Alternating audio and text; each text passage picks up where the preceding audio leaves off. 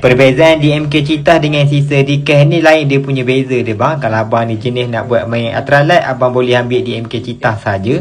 Tapi kalau abang nak buat main banyak game, contohnya nak buat main game ultralight, lepas tu nak buat main toman, nak buat main sungai ke sebarau ke, elok abang ambil lah sisa Decaf ni. Okey, macam yang korang tahu, sisa Decaf ni masa baling dia ada bunyi zni, lepas tu dia ada lampu. Okey, untuk DMK Cheetah dia tak ada lampu pada side plate dia, macam yang aku tunjuk pada video sebelum ni lah.